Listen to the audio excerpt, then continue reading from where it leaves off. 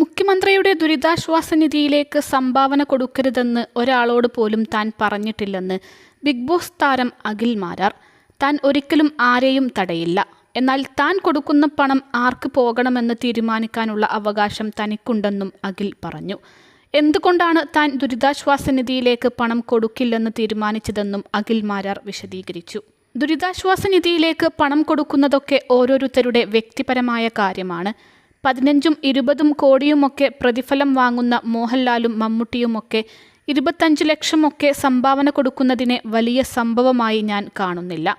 അവർ ടാക്സായി കൊടുക്കുന്നതിൻ്റെ ഒരു വിഹിതം മാത്രമാണിത്. അവർക്ക് ഈ തുക മറ്റു രീതിയിൽ ചെലവഴിച്ചേ പറ്റൂ.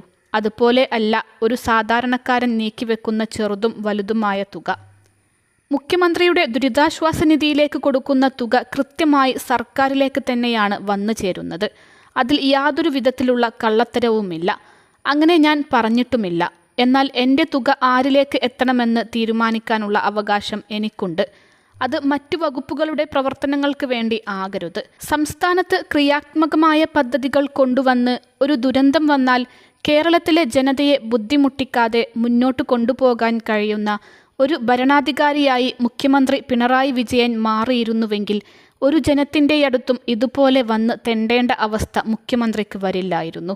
കഴിവുകെട്ട ക്രിയാത്മകമായി ഭരിക്കാൻ അറിയാത്ത ഒരു ഭരണാധികാരി നമ്മളെ ഭരിക്കുമ്പോൾ അത്തരം ഒരു മുഖ്യന് അടുത്തേക്ക് എൻ്റെ പണം കൊടുക്കാൻ ഞാൻ ആഗ്രഹിക്കുന്നില്ല. 5 ലക്ഷം രൂപ വയനാടിനായി കൊടുക്കാമെന്നായിരുന്നു ഞാൻ ആലോചിച്ചത്. എന്നാൽ ആ തുകയ്ക്ക് പകരം വലിയ രീതിയിൽ ആളുകൾക്ക് പ്രയോജനപ്പെടുന്ന രീതിയിൽ ചെയ്യാമെന്ന് ആലോചിച്ചു. സുഹൃത്തുക്കളുമായി സംസാരിച്ചപ്പോൾ ഒരാൾ പറഞ്ഞു അദ്ദേഹത്തിൻ്റെ 40 സെൻറ് സ്ഥലത്ത് വീട് വെച്ച് നൽകാമെന്ന്. നാട് മുഴുവൻ നടന്ന് പിരിച്ചിട്ടല്ല, എൻ്റെ സർക്കിളിൽ എന്നെ സഹായിക്കാൻ തയ്യാറാകുന്നവരുടെ കൂടി പിന്തുണയോടെ നിർമ്മിക്കാനാണ്.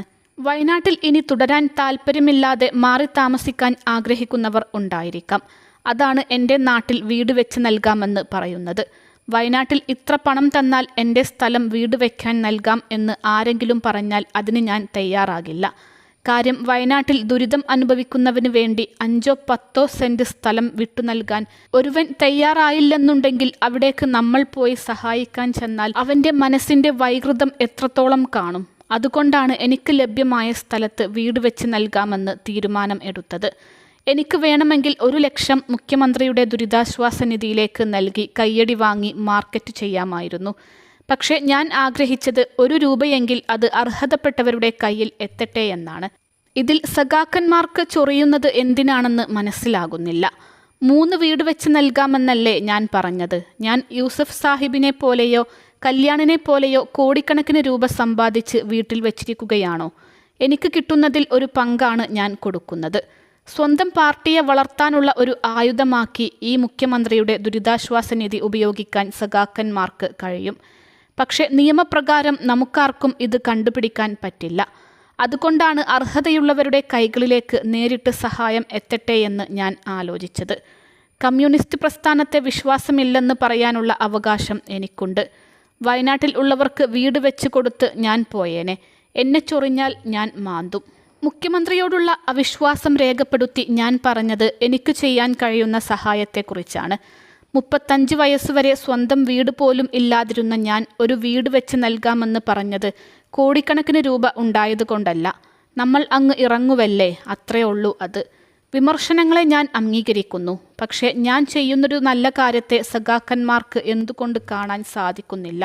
നാടിനു വേണ്ടി നല്ലത് ചെയ്യാൻ ഏതെങ്കിലും ഒരാൾ ഇറങ്ങുമ്പോൾ അവൻ്റെ രാഷ്ട്രീയം ചികഞ്ഞും അവനെ വ്യക്തിപരമായി ആക്രമിച്ചുമെല്ലാം നിൻ്റെയൊക്കെ കീശയിൽ കൊണ്ടിട്ട് നിങ്ങളിലൂടെ മാത്രമേ ഈ നാട് നന്നാക്കാവൂ എന്ന വാശിയൊന്നും വേണ്ട. മുഖ്യമന്ത്രി വിചാരിച്ചാൽ ഈ നാട് നന്നാകില്ല. നാട് നശിപ്പിക്കുന്ന കാര്യത്തിൽ പുള്ളിക്ക് ഡോക്ടറേറ്റ് ഉണ്ട്. അൽസലാമ ഐ ഹോസ്പിറ്റൽ 21 ലക്ഷത്തോളം സന്തുഷ്ടരായ ഉപഭോക്താക്കളും 2 ലക്ഷത്തോളം തിമിര ശസ്ത്രക്രിയകളും പൂർത്തിയാക്കിയ മലബാറിലെ ഏക കണ്ണാശുപത്രി. ലോകോത്തര നിലവാരമുള്ള ചികിത്സാ സംവിധാനങ്ങൾ, എല്ലാ നേത്രരോഗ ചികിത്സാ സൗകര്യങ്ങളും വിദഗ്ധരായ ഡോക്ടർമാരുടെ മേൽനോട്ടത്തിൽ. Al Salama eye hospital, hospital road, Perinthalmanna.